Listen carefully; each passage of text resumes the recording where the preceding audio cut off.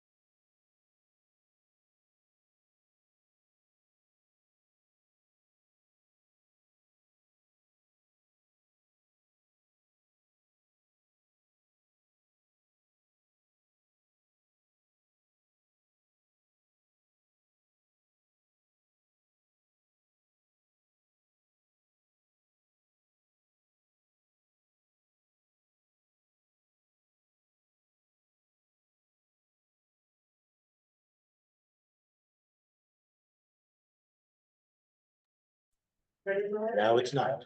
Good afternoon.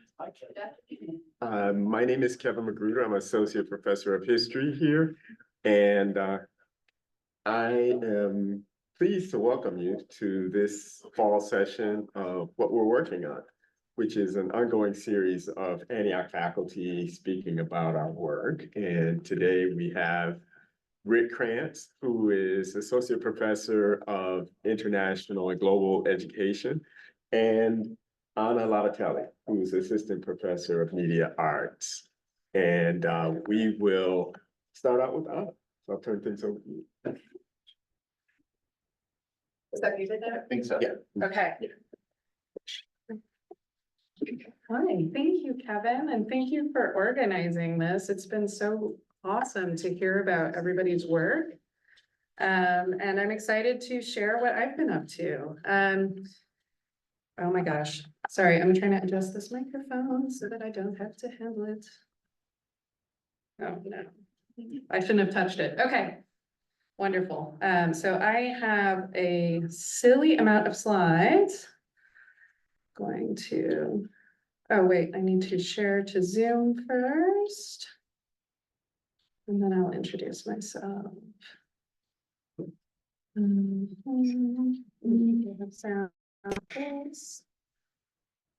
Okay. Can I make that go away? Oh, no.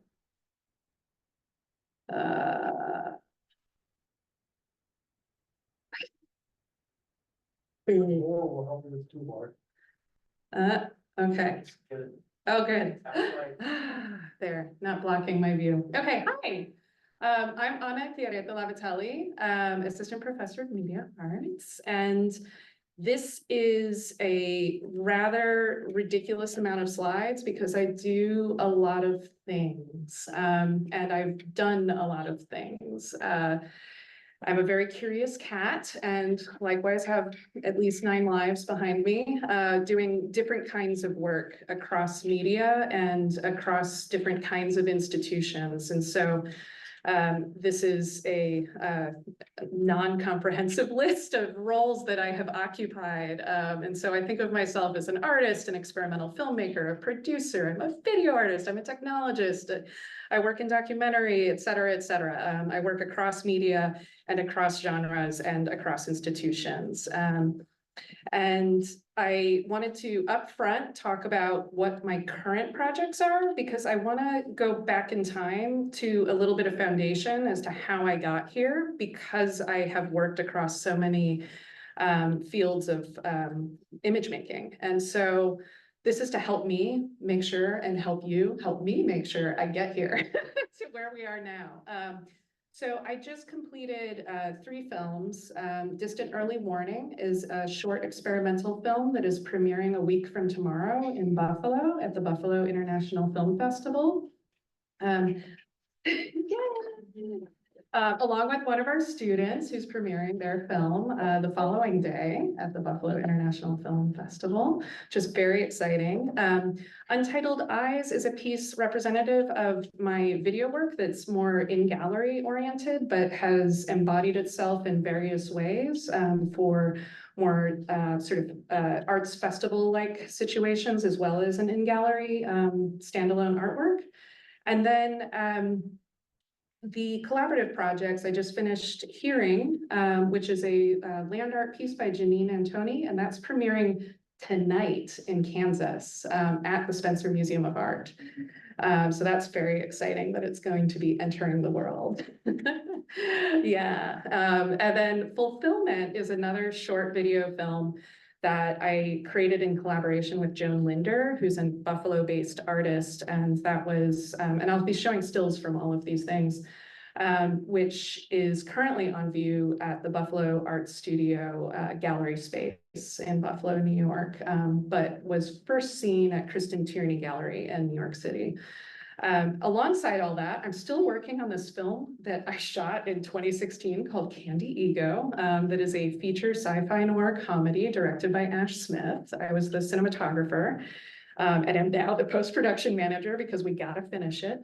And then I'm in this research and development phase for a piece that is born out of the work of Distant Early Warning. And I've also been slowly scratching away at a script called She's Strange. And there's probably other things I'm working on that I don't even realize I'm working on because I love to collaborate and work with people. So I'm gonna fly through a lot of slides very quickly. I forgot to set a timer. Don't look at my time. Okay. 20 minutes or 30 minutes? Okay, we can do this. So I started out working in small gauge film, mostly Super 8mm. I was shooting in film and then digitizing it and layering those images, and then starting to incorporate those with HD video to figure out what they did differently. I was really interested in light, I was really interested in film, but I also was incredibly excited about digital because digital was new when I was a student. I learned analog initially. That was where I started. It was in tapes, big pneumatic tapes. And so my first encounter with video was very much in the signal-based culture. And so I'll explain a little more about that later on. So this process. Do you mind if I try and hit the lights over the audience so that we can? Oh, yeah, so you can see better? Yeah, please. We're gonna do some lighting adjustments. Nice. Oh, actually, let's maybe, these are gonna be the ones that are, I can't get those. oh. Let's see. Oh, yeah. Do we need a little more out there? I'm fine being in the dark. You don't need to see me. Is that okay with you? Yes. Just so we can see the image. We're okay? Okay, so this is a very hard to read slide, my own handwriting. That was where I started mapping out these ideas that come from Roland Barthes and Deleuze and all this heavy film theory stuff that I was immersed in graduate school that all pointed towards this idea of the gasp, which was this space between all of these media where we really lost ourselves in the aesthetic of the medium. And so that what came out of that was a lot of work exploring femininity, right? Because for me, the gasp was also this shock of being confronted with my own image on a screen and the relationship I had with my own image, but also the image of female bodies on screen and the ways in which they were objectified. I was a young artist reading Laura Mulvey and going deep into video art and feminism. And so all that research and work culminated in this project called The Pink Room, that was an installation that forced you to be incredibly uncomfortable before you were even able to see the video, because I didn't want anyone to feel any power over the image. And then those video images were guarded by a 15-year-old teenage girl who was an actor, paid act. Everyone was paid in the project. It was a very long, like 6-month-long collaboration between all of us. And so she was the guardian of these two girls who were on the screen that really moved in a choreography that was exploring the idea of performance, the idea of performing femininity. in this 2-channel piece. And so I could go on about that project, but it's foundational, and you'll see how it comes back around and it gets to me where I'm going today and projects today. This is the research, behind a hidden wall, there was all the research I had accumulated over the years working on the project. In a heap, which still exists in boxes. And so I'm really big on this idea of there being another layer that we can't even access underneath a film, that's maybe physical objects or an image archive. So for sake of continuing to move, I'm occasionally just going to skip past projects and slides. The other side of this is my background in art museums. I spent years producing interview-based short documentaries for art museums.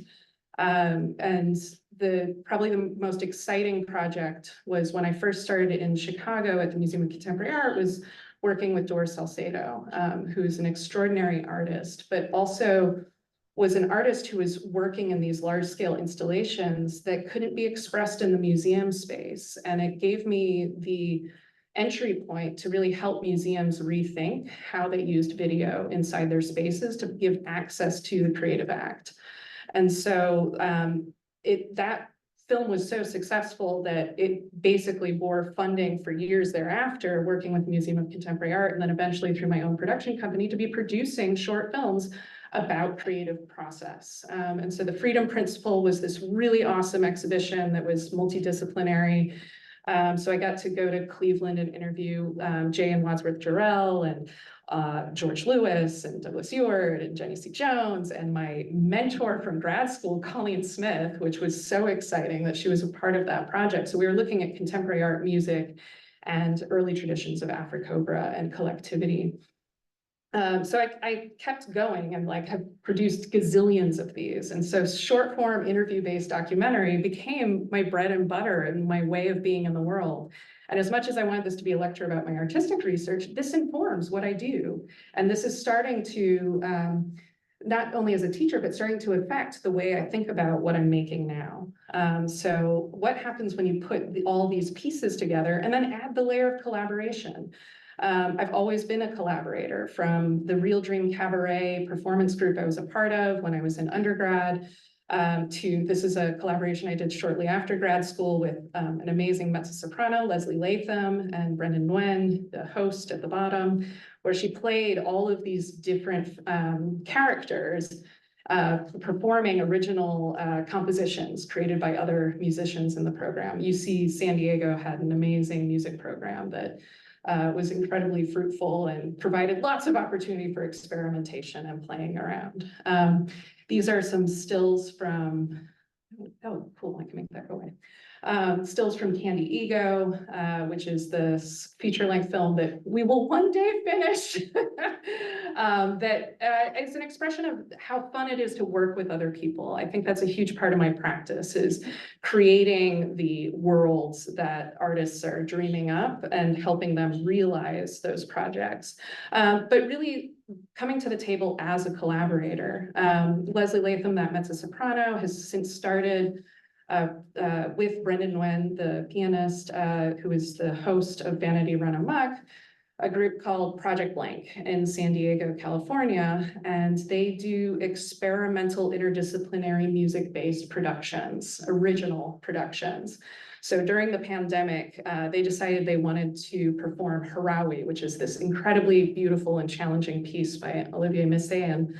And I was the video artist in residence for it. As it turned out, because there were so few people working with Project Blank at the time, I also became the stage director and the live stream production manager and everything else in between. It was really the three of us and a video producer working together to create this hour-long operatic song cycle.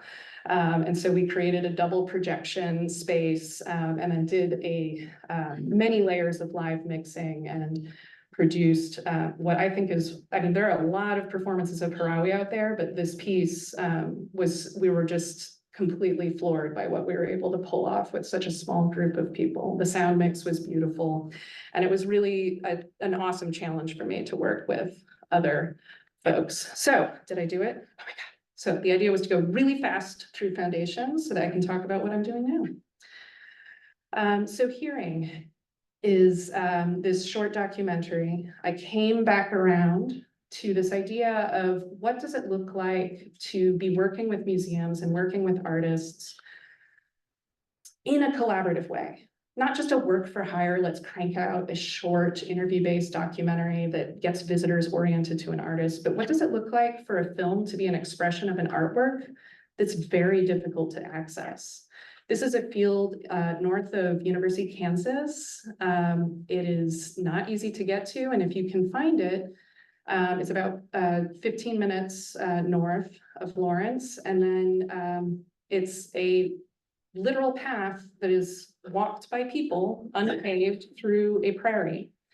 And so it's also physically inaccessible to a lot of people, even if you can make it there. So we really wanted this film to be an expression of the experience of the piece, which is a labyrinth shaped like the human ear, the outer ear, middle ear, and inner ear, placed in a series of what turned out to be 3 fields. Originally, we were just going to create a labyrinth in this outer field, and now it's a 20-minute walk in the front, 15 in the middle, and a 20-minute walk to the center. So it's a full hour to walk to the center of the ear, where you're inside the cochlea, the center of the spiral, and looking out on the prairie. I'm really excited this is finally getting into the world because it was 3 years of work, 3 years of visiting the field.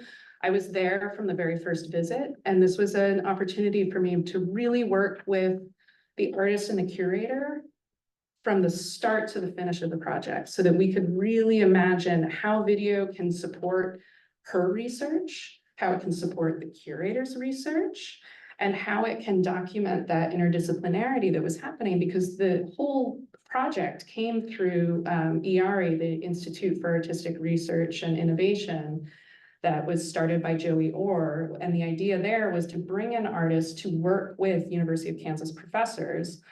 And in this case, she was working with ecologists and audiologists and folks across the university. We visited with so many different people to help her develop this story. And so I can't play video on this projector, I'm sorry, but there is a trailer that's out in the world on the Spencer Museum of Art website that you can watch with really nice headphones so that you can get lost in the field.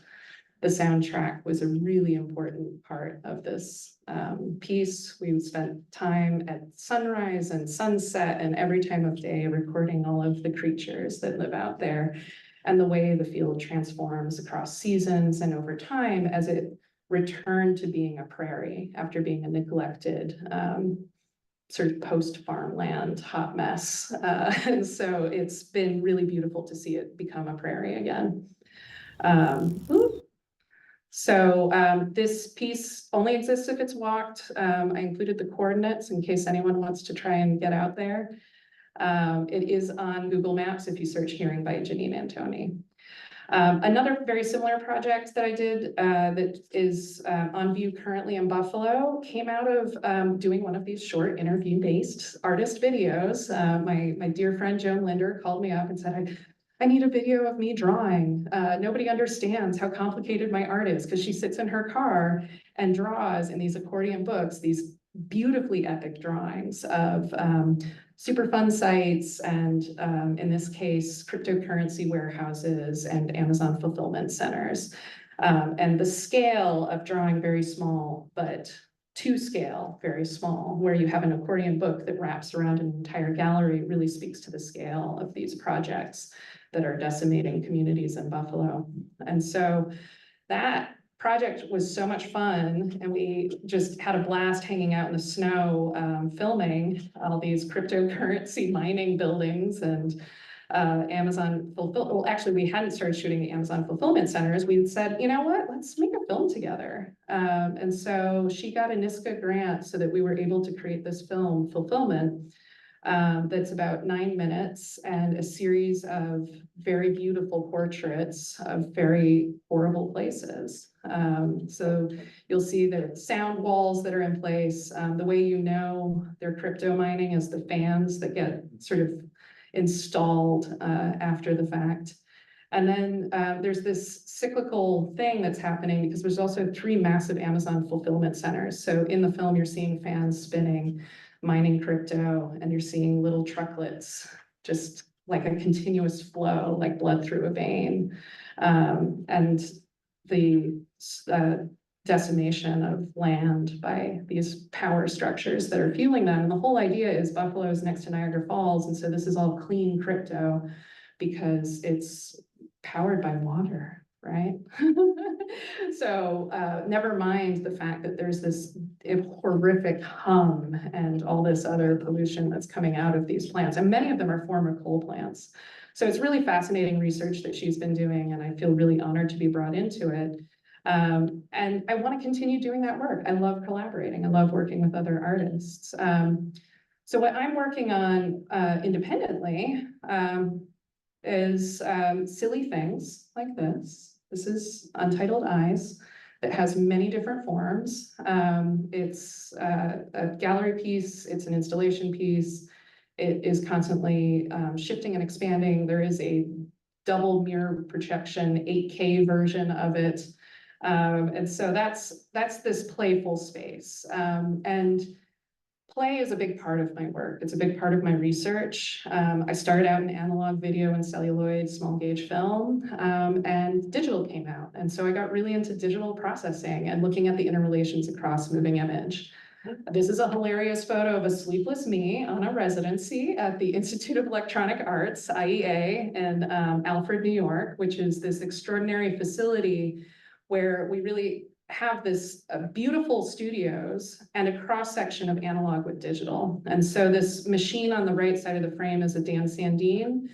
This is a analog video processing unit. And so it works with patch systems. This is how analog video worked back in the day. I will build one of these here. Just give me time. And so this is a way for you to push signals to different machines, different processing units, and interrupt those signals, experiment with what those signals can do. This is a front view of the Sandine. It's very intimidating, right? All these unlabeled BNC hookups and dials, and what we have are color separators, signal separators, inverters, diffusers, all different kinds of things that are altering that analog video signal. So I had a lot of fun playing with it, but it was a bit funky. So it was in a bit of disrepair. And so the images were very pink dominant, which I found hilarious, being that pink has been my color for so long. And so I did some recording with it, but I was actually getting quite frustrated. And so I found myself in this other digital studio they had, working with what my friend started calling the digital Sandine, because this is a digital signal processor. And so on the left, you see a sort of network of little lines connecting boxes. There's a close-up. And so those are like those patch cables, except in the digital space on the computer. And so I spent a week on this residency experimenting with how do you interrupt signals, but also how do you feed signals into signals or break signals down into data, or take a digital file and turn it into data and have that feed a signal or feed another digital file to direct how it behaves, right? So very nerdy stuff.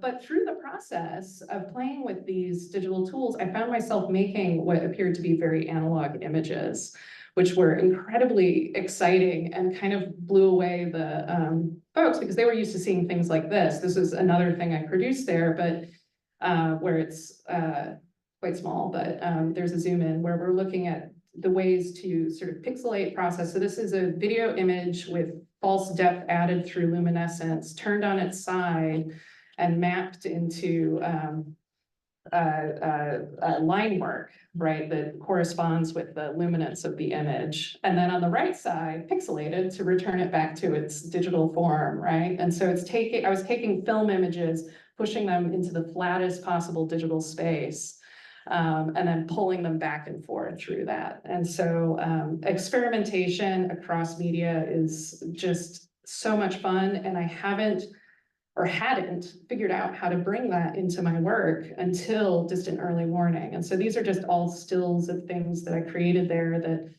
I mean, some of, like this one looks like woodblock printing, but it's a digital image of birds flying through the sky, crows. And at times I didn't even understand how I was creating some of the images I was creating. And so it would be this sleuthing to go back to figure out what did I do to the image to give it this printerly look, or to flatten it in this way. And so they started to get bleached out and interrupted and textured, and all these wonderful, beautiful things were happening that I was so excited by. And then I started messing around with old family films. So a wedding film of my grandfather's, and scanning in pieces because it was so disintegrated. It couldn't be run through a projector anymore, and it was hopeless to restore it. And so I've been scanning it bit by bit to think about what I can do with this piece, and pulling it into what I've been doing with distant early warning. So this film is working with 8mm films of my grandfather's, and pulling them into this software to dissect them, flatten them, open them up, shatter them, so that the signal that is the distant early warning system, which is the dew line. So Thomas Little is my grandfather, and he was working on the dew line, which is represented in this slide, but gets extended out onto the Aleutian Islands, and that's where he was posted. And I have these beautiful, strange drawings that he created and these 8mm films. And so the film I'm premiering is just this one little nugget in a project that I'm currently still very deep inside of. He has all kinds of really interesting ephemera, like his certificate of being in the Order of Arctic Experts. And this piece it's a way of looking at this idea of a radio signal that's going to save us from our end times. But what does that mean, right? In actuality, this idea that this warning system is going to open up some possibility for us. And simultaneously, it's these men all alone at the ends of the earth in the Aleutian Islands, fishing and exploring and out beyond what we can even imagine, because it's also a totally different ecological time. This is the mid-50s, right? So this was 1955 to 56 that he was out there working on this project. I'd show the film here, but I'm not going to because it won't look and sound the way I want it to. So I'm hopefully gonna have a local screening, and I will let you all know about that. The next step is pulling in my other grandfather, Leo Silvio Lavatelli, who worked on the Manhattan Project. And so 10 years before my mother's father was building the distant early warning line to protect us from imminent doom of nuclear war, my other grandfather was building the weapons that would require that defense system to be built. And so I didn't really understand this as a small person when I knew my grandfather. I found this book and I was like, that's Oppenheimer. And wait, that's my grandfather on the opposite page? That's crazy. I had no idea.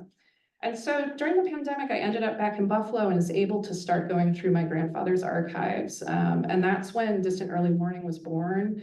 And that's when I knew there was a bigger project that goes beyond that.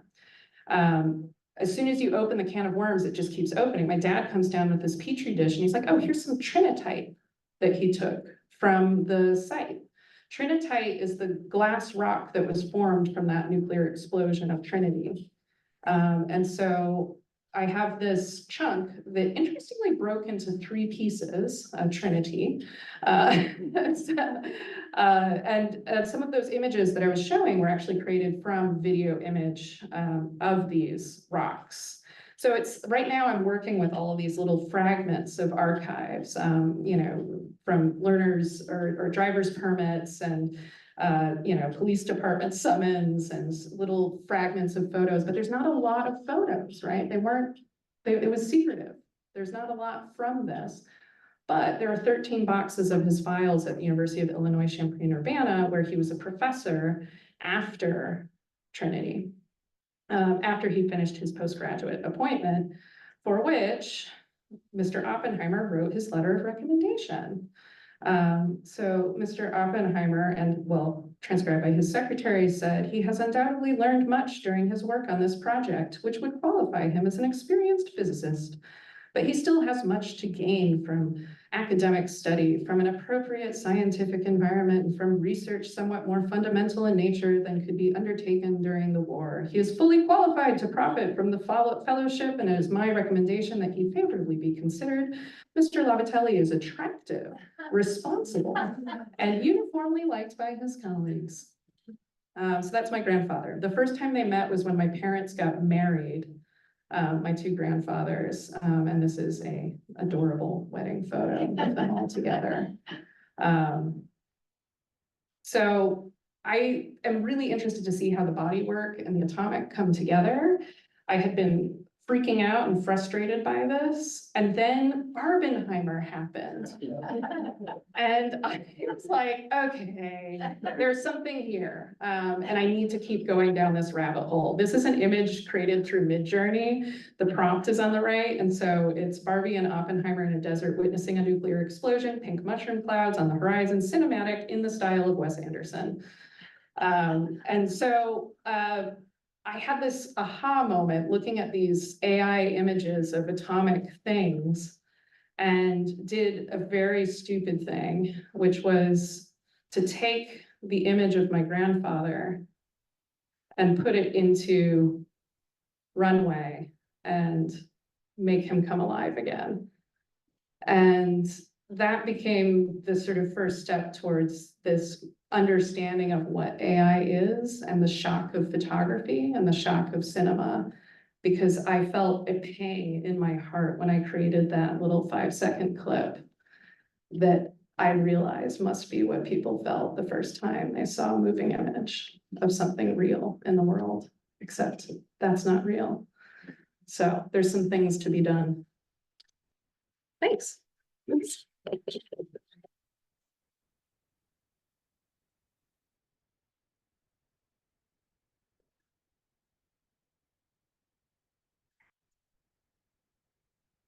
This is why we do this, because I think most of us had no idea.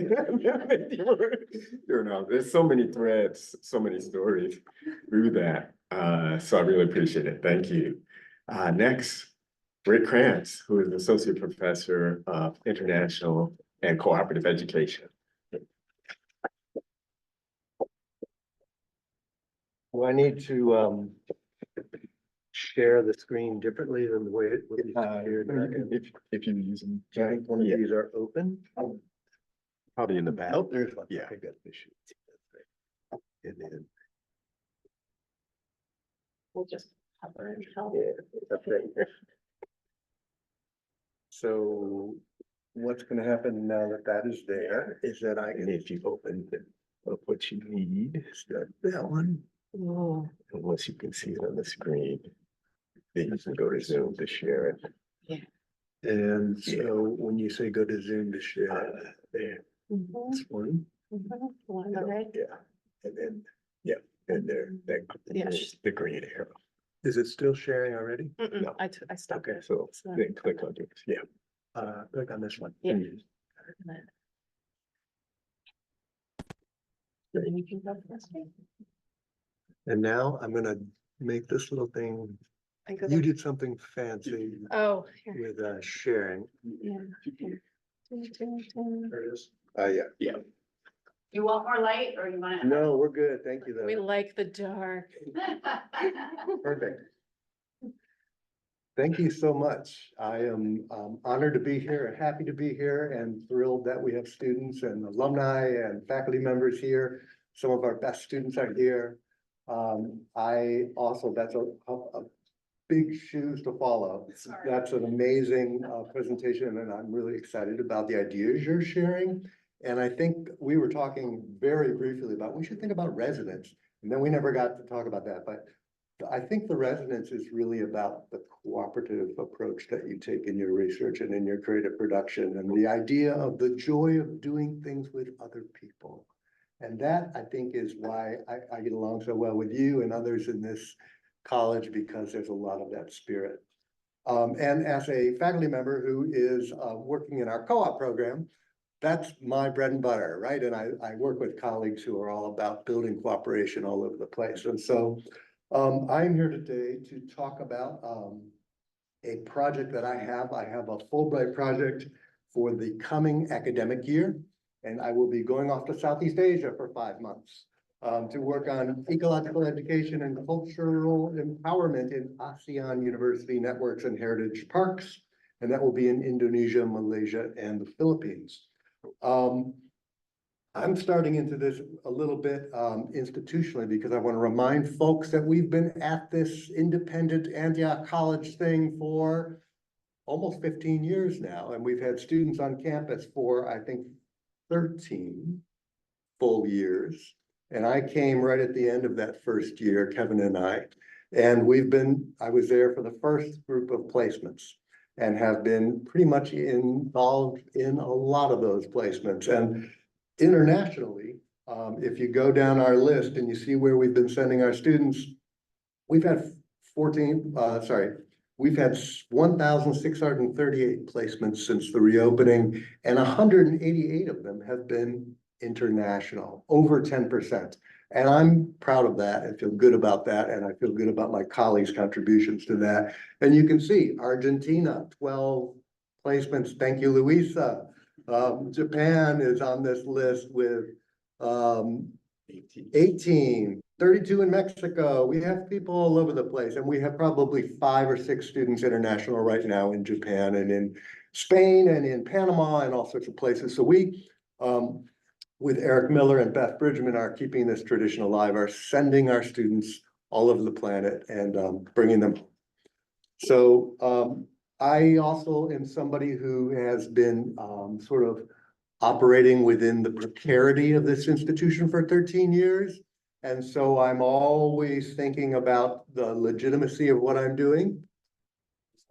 Notification from one of our audience members sending online. They can't see the slides. Oh, All right, thank you for that information. We understand that people cannot see the slides. And so we have a technical expert here. Oh, let's see. Maybe you share the whole screen instead Yeah. of just go back to the sharing in Zoom. You might want to go out and come back in. You think so? Yeah, just go over to Zoom and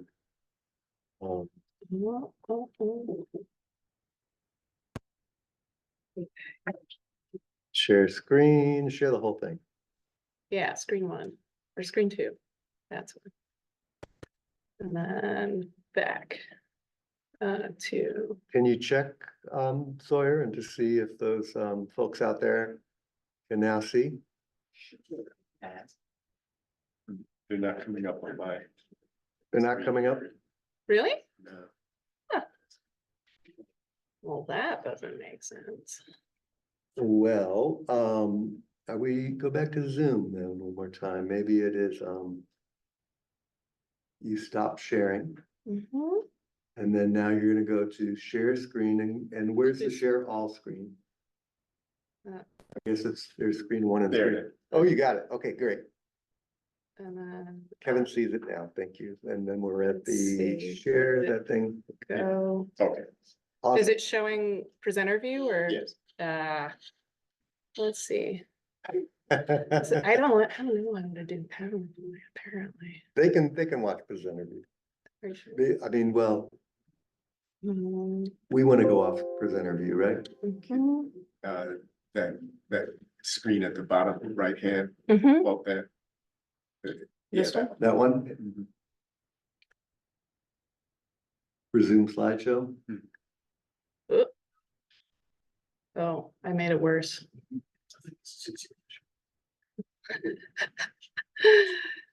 It used to just be, It used to be Present. easy. and now there's too many options. So Well, how do you just show the slideshow? I don't, oh, Nope. I hate this computer. The Apple. Yeah, you have a Mac person trying to troubleshoot a PC. It's not working. It's not working, yeah, so I was thinking, I did this setup slideshow thing to try and make it not do present right now. Oh, All right, well, don't worry, See it. they can see Yeah, it. they can see it. okay. It's fine. I can't find the cursor. Yeah, I think it's cursor.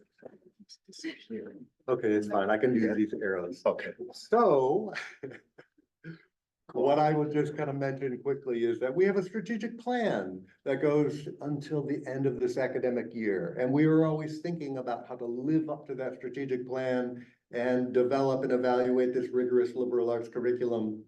And we have goals about building cross-cultural, cross-disciplinary strengths. And I am attempting to really inhabit my disciplinary strengths as I move this forward. And at the same time, think about building the college's reputation internationally. Institutionally, just from my own thinking, this is about our focus areas. We have a focus area in global studies and engagement. We have a focus area in sustainability, ecology, and the environment. I am someone who contributes to those, and it is also about building co-op programming. So when you hear people saying, Richard is going to be off campus this winter, you know that I'm out there finding co-op jobs for our students. And that's one of the messages I want to make sure I leave you with. But to unpack this just a bit, ecological education and cultural empowerment in ASEAN university networks, I first want to make sure we're all aware of Southeast Asia and the nations of Southeast Asia, and specifically island Southeast Asia. So I'm not talking about peninsular Southeast Asia. I don't have my cursor, so I'm not pointing at anything. But ASEAN is the Association of Southeast Asian Nations. And this is a multi-governmental body which exists to further cooperation and alliances between the member states. There's 11 member states.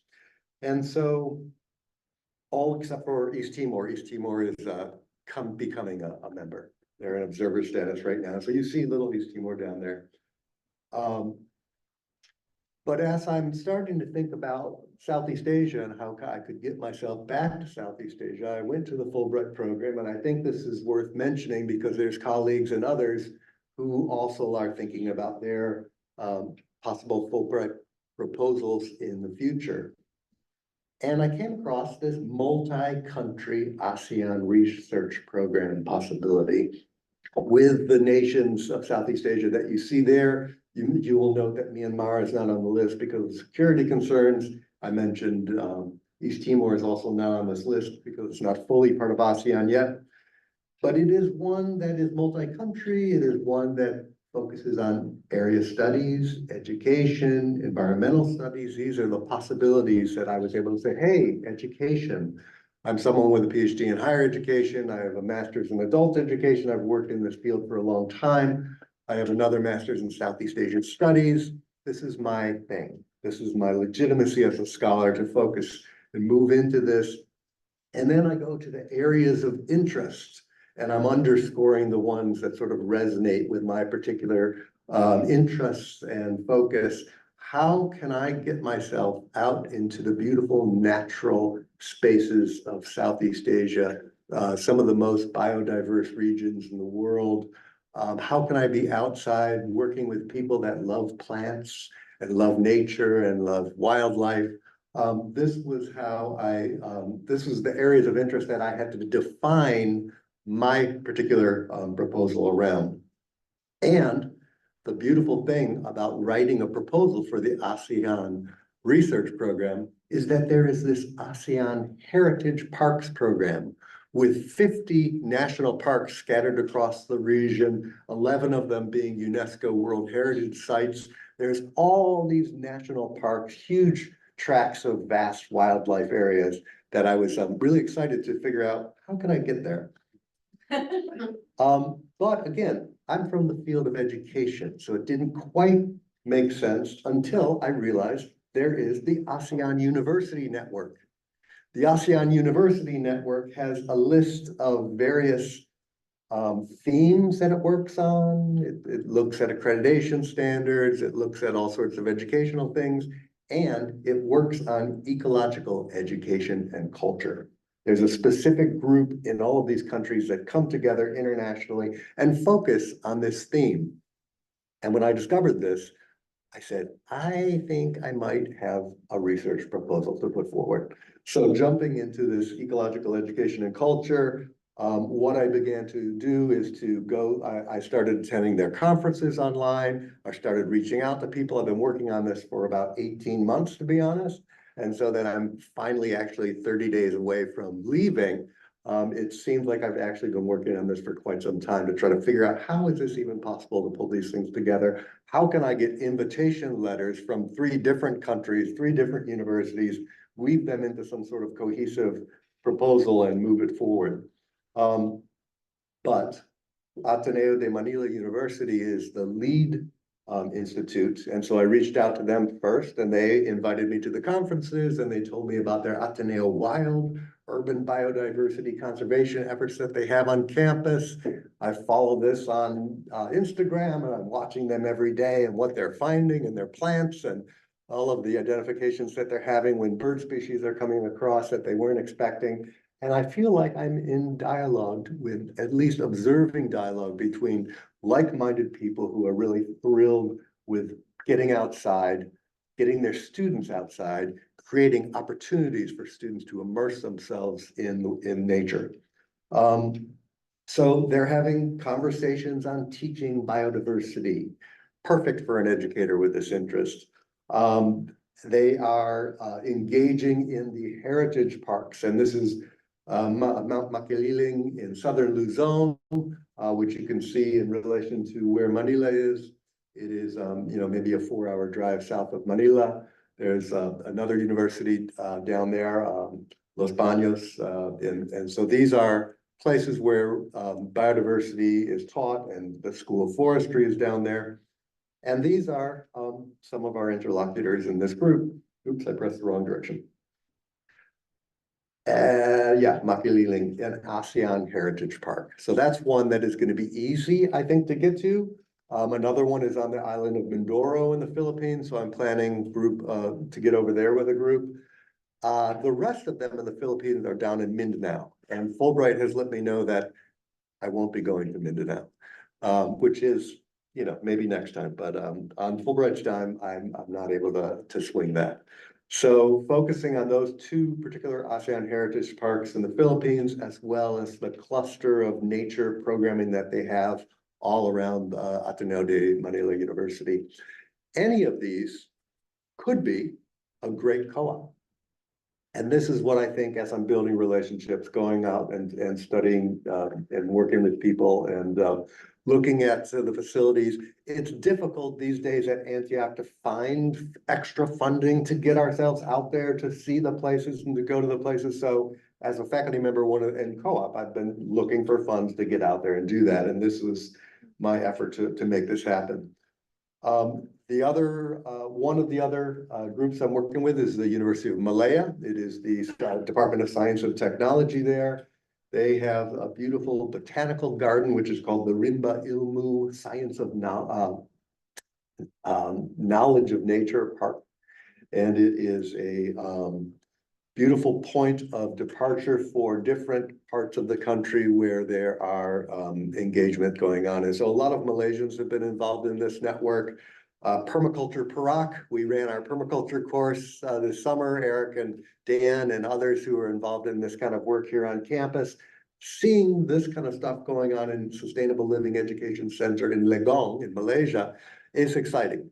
And so I'm the person who says, oh, there's another place I need to go. And I'm, now I'm talking with the folks in Malaysia and they're saying, oh, Richard, we're going to be birding in December and you've got to come with us. And we've got a place for you on campus. It's an old colonial park. It's right adjacent to a colonial park. It's a bed and breakfast that they have and you can stay there and it'll be really easy to get out and do all of the things and go to the botanical garden. And I'm getting really excited, I'll just say. My first stop, however, is Universitas Gadjah Mada in Yogyakarta, Indonesia. This is the country I know best. I speak Bahasa Indonesia at an advanced level. I've spent 3 years in the field doing research there before. I have loads of friends in Indonesia. I'm going back to my old stomping grounds. And this, I'm going to show you a little bit about why that makes sense in a minute. But it also has proven to be the most complex because some of the things I may haven't been involved with in the past, the democracy movement, the student movement, human rights movements, a variety of efforts to change Indonesia's society from an authoritarian into a post-authoritarian, more democratic society was one that I was involved with in terms of doing research and then also working for the Asia Foundation. So at a certain point this summer, I stopped getting responses to my emails and I started to wonder. And so I was starting to get kind of nervous because I can't send my passport off to Malaysia, knowing that I've got to leave for Indonesia. And so there's the reality, or maybe you might say the foolishness of planning a multi-country, 3-country study in 6 months was starting to really come into like, is this even going to work? Fortunately, just in the last few days, things have come together. I've got my letter from Gajah Mada. They started responding. The Fulbright Commission in Jakarta has told me now I've submitted everything I need. And in fact, I don't have to apply for the visa. They're going to apply for me. And the people in New York are on board as well. So things are coming together. Lots and lots of really exciting things going on. They have an orchid club. They take the people out to see these different types of orchids in Central Java. They've got lots of community service programming going on. They've got lots of study clubs. One of my closest Indonesian colleagues, who was my research assistant last time I was in Yogyakarta doing research, now has a PhD from the Australian National University. She's a professor at Ahmad Dahlan University. She is a person from the field of communications working on disaster communications, and she is a nature photographer. So we're putting together a collaboration. These are the kinds of studies that we're going to be working on. But a lot of this stuff is coming together through Ateneo de Manila, which is hosting these international conferences, and people are getting together. And the themes that are coming out of my colleagues in Southeast Asia are really about reconciling with nature, the love of nature, understanding that we have enormous populations, young populations, growing populations that need to be fed and housed. And so there are tremendous pressures on resources. And so at the same time, you can't imagine a country that would allow itself to lose its precious biodiversity. And so there's an understanding among folks that if you teach trauma, that if you teach the new generation, the young generation, that everything now in the world is screwed and they are moving into a place that is no longer habitable, you're not really doing a service in terms of being an educator. And I think we know that from our global seminar series. I think we did a lot of teaching over the years when we had our global seminar. And some of our students at Antioch were like, God, now I'm aware of all of the problems with energy and all of the problems with water and how screwed up our system is that now your generation is handing to us. And I think we know that educating students about those things are super important.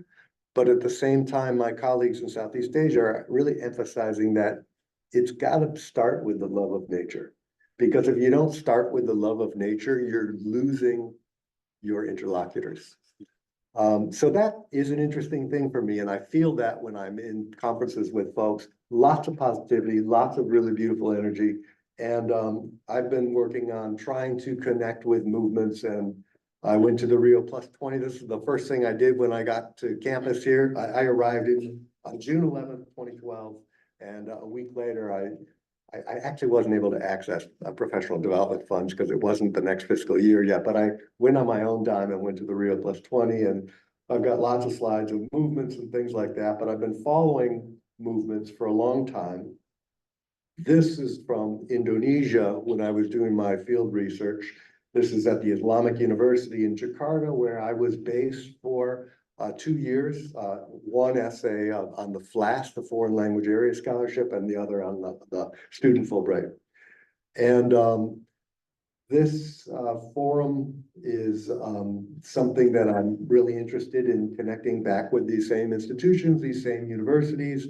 I have this slide here because this, I don't even actually know if you can see it very well, but it says that this campus is anti-collusion, corruption, and nepotism. That was one of the themes of the Reformasi movement. It is expressed as kolusi, korupsi, nepotisma as it's translated into Indonesian, KKN or KKN. So it was one of the very well-known familiar phrases. KKN also stands for kerja, kuliah, and nyata, which is study, work, and engage off campus in community service. And so there is a community service requirement for all students in Indonesia. It's a different kind of community service requirement for all students in Malaysia and a different one again in the Philippines. And when I put this all together, my proposal is basically a proposal that's focused on my field of education and experiential education. And so basically what I'm asking is how are these students, when they are asked to go do, or required to go do service learning, and they're going off into the national parks, are they coming back with the love of nature? Are they coming back with feelings of being able to contribute? Are they aware of the populations that live close to these parks that are cut off from the resources of the center? These are the kinds of questions that I'm super interested in exploring. And it is that resonance with KKN that everybody knew that was kind of a joke at the time, because students used that KKN because they had to do KKN themselves.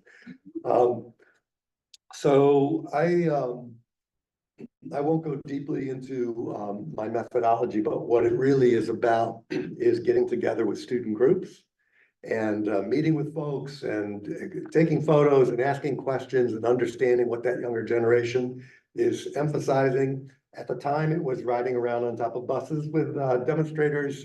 It was, there's me in my younger days, doing research in an Islamic boarding school. And these are the kind of things that I made sure I followed the lead of students, and especially their faculty members who were often involved but couldn't be explicitly involved. And so as my voice goes out, I'll just start to wind down and say, you know, we had a lot of really good engagement, and some of my first publications were on the Islamic student movement and some of the groups that formed important political parties in the democratic Indonesia. And what we're doing here on Antioch campus to promote the love of nature, working in the Antioch Apothecary Garden, working with Dan Dinan and Eric and others in the Cincinnati Permaculture Institute on permaculture design goals. We've been thinking about that this summer, about how to position the Apothecary Garden as a demonstration site for ecological education. And yeah, I will, I think I'll probably wrap it up at that. And if you have questions for Anna or myself or for Kevin or others, I think there's probably time. Yes, every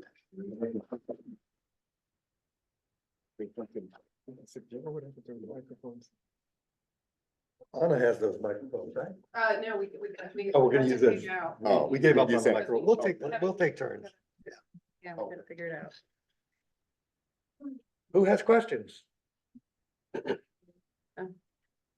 Yeah, for either of us? yell it and we'll repeat it. Okay. Yeah. Hi, everybody. Natalie Suzelis, assistant professor of literature here.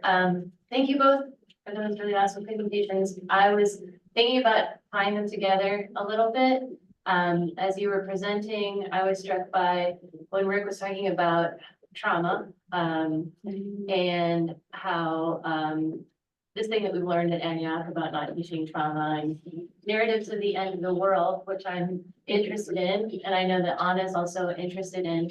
So I guess I want to invite you both to think about how you hold contradiction in your work. And I I know, Anna, this is shot through all of your things, and I started thinking about it when you were talking about gender and the body, and it seemed like even in your earliest work, you were talking about both sort of protecting and holding space for these very gendered images, but also alienating the audience. And so there's this constant move I see in your work where it's like the familiar and care, and then also distance and like alienation. And I see it also with the amazing stuff from your family.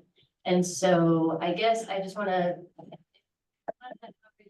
but it was a thing that I saw with both of your work, is that you hold space for contradiction, and it seems like it's a big part of what motivates both of you in a very macro and also micro way. Anna Lavatelli will now repeat the question. Oh, Oh, no. I had this feeling you're gonna do that. I will do my best to paraphrase. Professor Natalie Suzelis has asked us about holding space for contradiction when we think about trauma-informed approaches to practice, education, and image production or art production, and how we hold space for the contradictions that are contained within our work. Is that Yeah, and we're both talking about like pain and trauma. pain, But trauma, also care. and care, right? beauty. Care and beauty, and how those hold space for one another. Okay, I did the question, so you get to answer it first. Well, I grew up next to a beautiful piece of land right on Lake Erie. And when I was about 8 years old, that was bought by a developer, and it was bulldozed, and they built two 23-story apartment buildings in my backyard. And so I am a person who had that contradiction. I grew up with a paper route in that apartment building. A lot of my childhood was spent running around in there. I understood very quickly that you don't always win. And I understood also very quickly that things that you think are permanent are not necessarily permanent in this world. And I think it's only been recently that I started to reflect on the dramatic changes that have taken place in cities like Jakarta and small cities, like Cirebon in Indonesia, and really all over the world. The population growth, the changes in terms of how many people have lost their livelihoods and lifestyles and homes and memories of childhood. This country is actually in some ways much more stagnant than the dynamism of Asia, where a lot of change is happening. And so I reflect on my own childhood of having lost something that I thought was ideal. And I think it is there's an impermanence here. And I am thinking about Anna Singh's work on the mushroom at the end of the world, and the populations that she looks at when she's exploring sort of the people who lost their livelihoods in Laos, and ended up the Hmong people who were driven out of their country because they took the wrong side. They sided with the Americans, and them and others, Vietnam vets, picking mushrooms in the woods and trying to string together a life. Things are precarious, and those of us that teach at small liberal arts college are very familiar with that precarity, as I've been talking about, and we all know well. And so I think as I go to Southeast Asia, I feel like someone who understands that precariousness. And so it's not just about me going into a park and saying, oh my gosh, there's people living in that park. You got to get them out of there because we've got to preserve nature. It's about understanding that people are trying to figure out how they can live and how they can survive in this world, and building partnerships with people and forest peoples and fisher peoples is, I think, a part of the projects that my colleagues and I in Southeast Asia are interested in trying to develop. Such an awesome book. A Mushroom at the End of the World rocked my world. And I think that's the sort of scavenger capitalism that she describes, is something that I think about a lot when, scavenging for images or scavenging for material, and stories. And it's almost like every time you look a little closer, like, growing up in Buffalo, also in Lake Erie, the idea that I grew up surrounded by, just vacant, deserted vestiges of high capitalist, modernism, right? Like these spaces that were so toxic and so horrible, like, Love Canal is our backyard.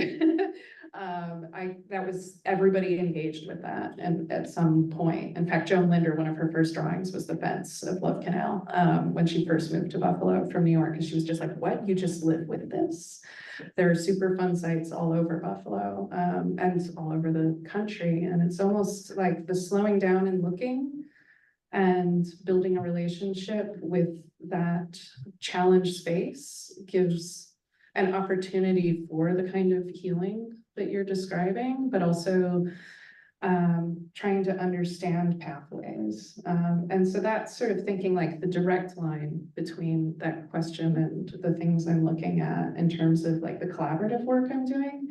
But then when I think about it in context of like the earlier work in the image, there's the holding the space of contradiction around the trauma of being imaged and looking at images that are making you less than human, which is, I think, how my generation and every femme person before me grew up, dealing with images that taught us to be objects. And so I actually just had the benefit of watching Vertigo for like the 10 millionth time with my class.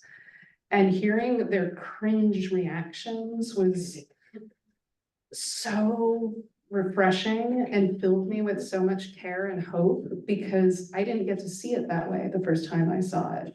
I saw it and it was a message of how to be in the world, because that's how I grew up, with those kinds of images, those old Hitchcock movies. And I didn't start to question that until getting a little older. And I actually recently found a clip of myself at like 4 years old in Dallas, surrounded by all these artists where I grew up. Both of my parents are painters. I grew up in a big art studio complex in Deep Ellum. And it's like this video artist friend of my parents pointing the camera at me. I found this old VHS tape that I recently digitized, and I'm glaring at the camera. I'm so angry at it. And he says, what, you're not gonna smile for the camera, little girl? And it was this moment where I just felt like I always knew there was something wrong with the lens. And that when I found that clip, it like made all the work I had made before make even more sense, because I've been in this constant battle with my love of nature and my love of technology, right? None of these things are good for the world. I live with contradiction that tears me apart. And even thinking about the cut, right? The gasp, it's something that tears at your heart and opens up a space to connect with other people, because we all have to live inside that contradiction. Exactly. Other questions? I think you and then, I don't know. Yeah.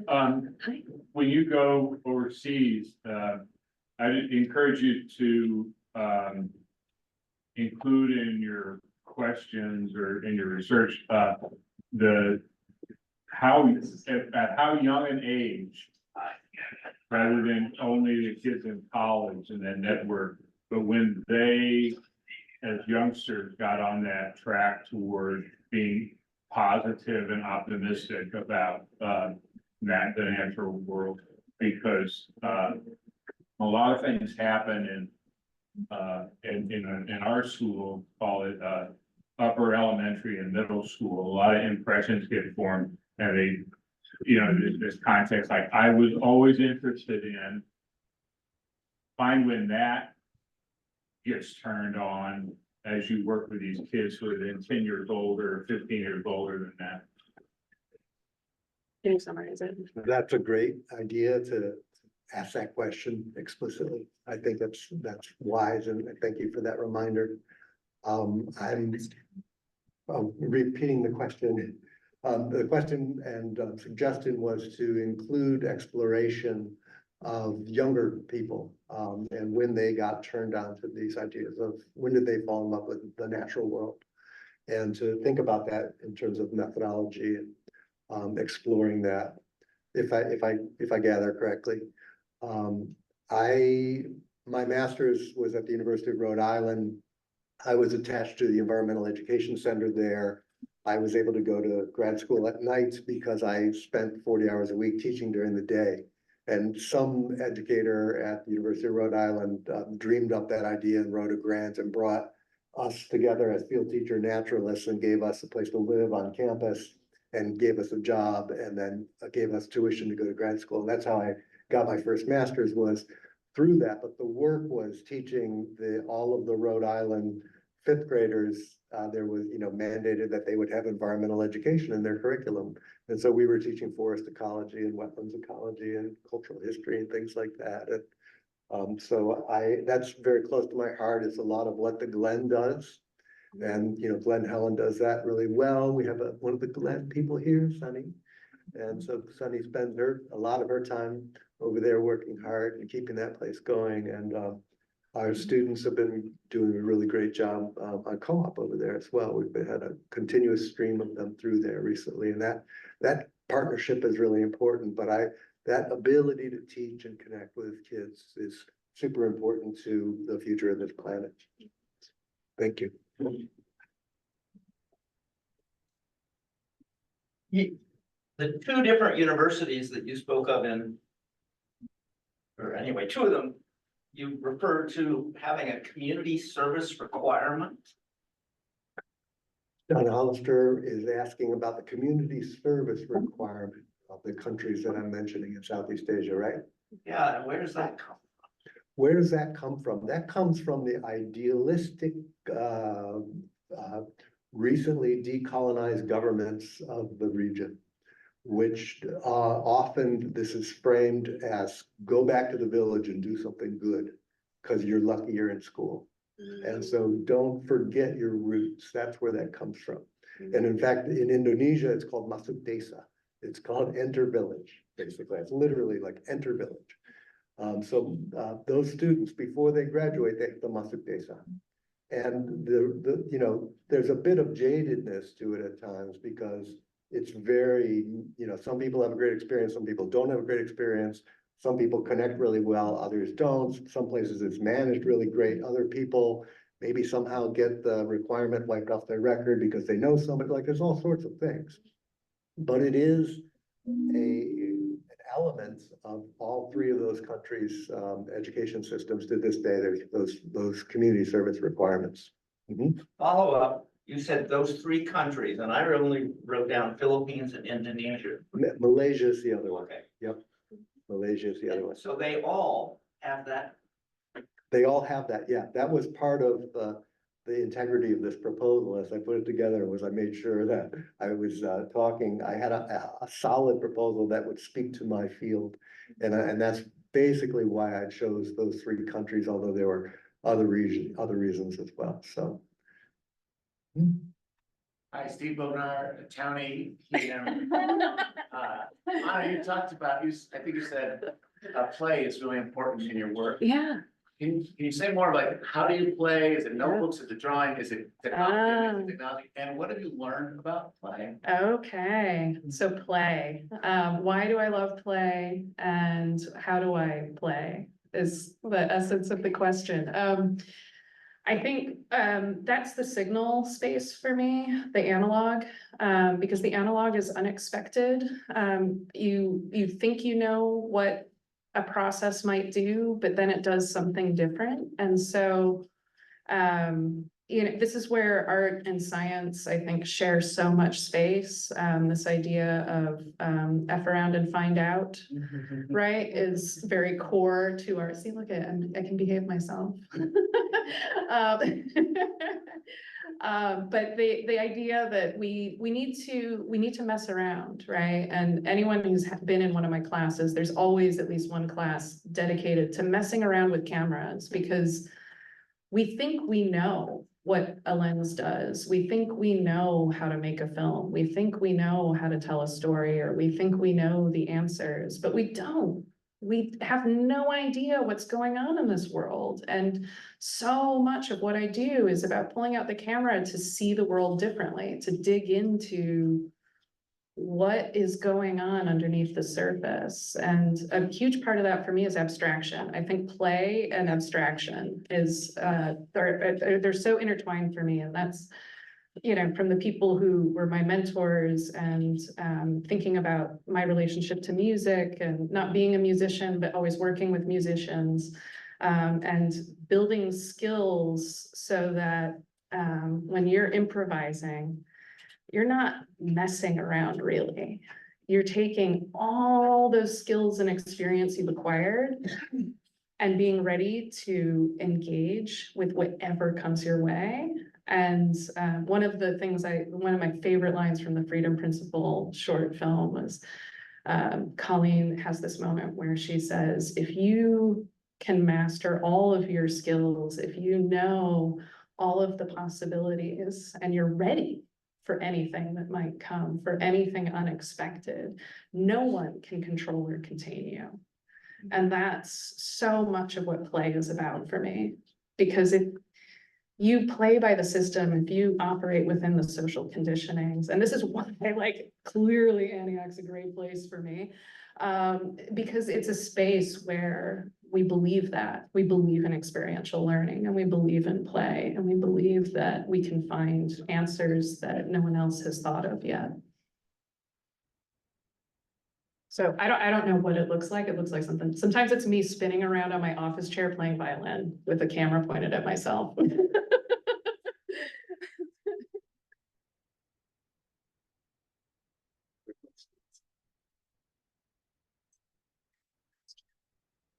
Scott Sanders has a question. Yeah, Scott Sanders, Antioch fixture. You're more than a lamp.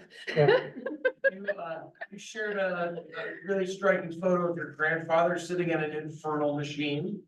The cyclotron, the heart of Yes, the I was just gonna cyclotron. say, would you tell me what it does, or do you know? It collides atoms to split them. Yeah, yeah. He went on to be a really dedicated educator, because it was a very traumatic thing to be a part of. And he never spoke about it.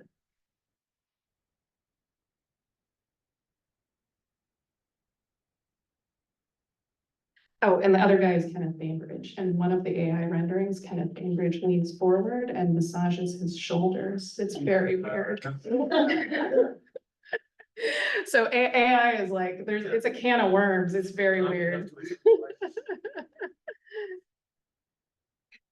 I would just mention, as we're closing, that, you know, one of the things that connects us here is the Rust Belt. And so Buffalo and Cleveland share, you know, traumatic history. But yes, there are sturgeon being reintroduced into the Cuyahoga River, which was, you know, when I was a kid in the 70s, it was the joke of the nation because it was flammable. So, you know, there is now green spaces and hiking trails all the way through Cleveland, down along into Euclid, where I grew up. There is, you know, the Klamath Dam out west just came down. We grew up with a generation that came back from World War II with an understanding of destruction. And that destruction was then leveled on our country. And so, you know, the great generation created a lot of things that were damaging. And we are, you know, grew up with sort of a reaction to that. There was a counterculture. It happened. I was in an elementary school with enormously idealistic young teachers. And like, these are the folks that, you know, introduced me to nature and took me to the beautiful museums of Cleveland, the Natural History Museum, and took us to all the parks and things on regular field trips. And so, you know, generationally, I think, you know, the folks that are in this room were part of that first Earth Day probably.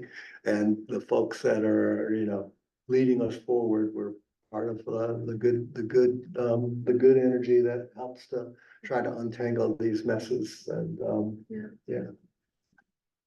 Awesome. Thank you. Thank you.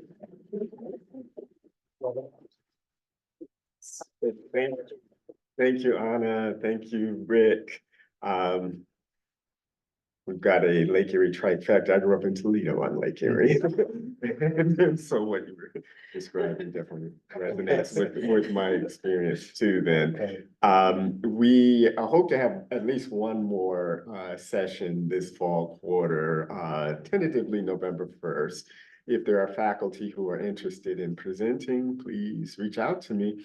And thank you all for attending, those in the room and those online. Stay tuned. Thank you.